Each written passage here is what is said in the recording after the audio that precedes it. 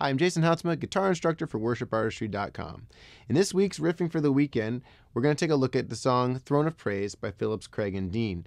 Now, we taught the lesson earlier in the week, and it's a very simple part for the electric guitar. We have an intro lead riff, we've got a little bit of volume swells in the verse, and then for the rest of it, we're mainly playing chords. But the song is very piano-driven. And so there's kind of this like moving piano line, and it's what really gives the song the energy. If you pull some of that out, you can kind of lose some of that. And so I was thinking about, as a lead guitarist, you know, if you had, say, a second lead guitarist, or you were missing a piano player or that sort of thing, how could we carry that same kind of energy? And this is something that you can really use, the same idea, you can use this in pretty much any song that has that kind of 4-on-the-floor, kind of a driving feel. You could use it as a lift in the verses, you can use it in all kinds of ways. So let's take a look at what I decided to do. We're going to come up, now the chords of the song are an E, a C sharp minor, and an A2. Those are our chords for the verse. And so what I decided to do, I decided to use my E major bar chord there as kind of my starting point. But rather than starting on the root, I decided to start on the D string there. So that means I brought my bar up just using my pointer finger. And then I just was going 1 E and 2 E and then repeating. So just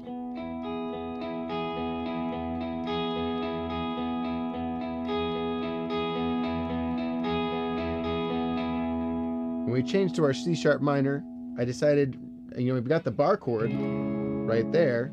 So I'm already in position there holding those main notes. So I just put my ring finger on the D, right? You see how that's the top of that chord?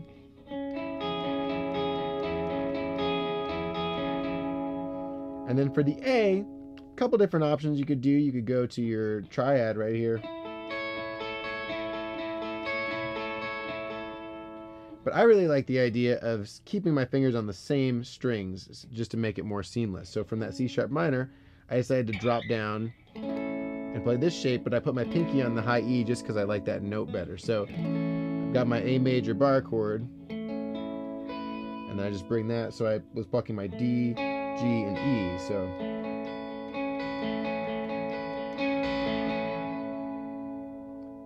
it's just something you can do. You can use that kind of a feel, like I said, in any kind of song that has that 4-on-the-floor feel. So all together one more time.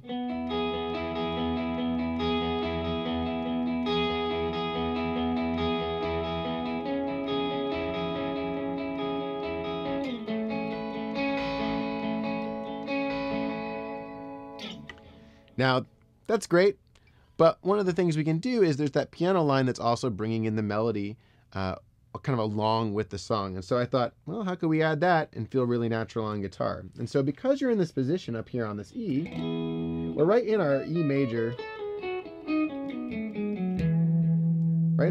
scale right there, which puts us in a real advantageous situation. So now we can go with our E,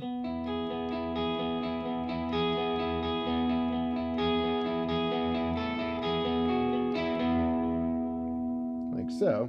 So what I did there is I just brought in that melody line, just using the notes that are in that major scale,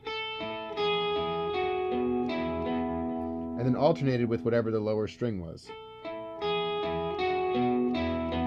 Like so. And then for my C minor, or C sharp minor, play the exact same thing, that note changes, and then land here.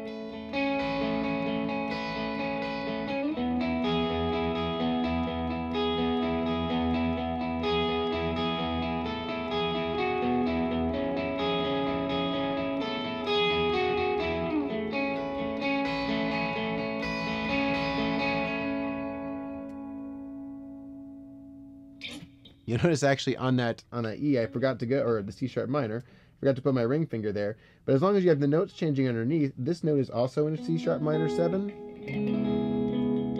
Makes it that minor 7. So it's okay to do that as well. So I've attached the lesson down below, as well as I gave you a tab for that part, so you can try playing it along with the song. And, you know, feel free to get creative with it. You don't have to do those exact same notes. See what other triads you can find. Just try and think through the song in a way that, like, how can you give those verses a little bit of a lift? And then, as always, you know, make sure you talk to your team. If you're playing with a team, make sure you talk to your team and make sure that part fits. Enjoy.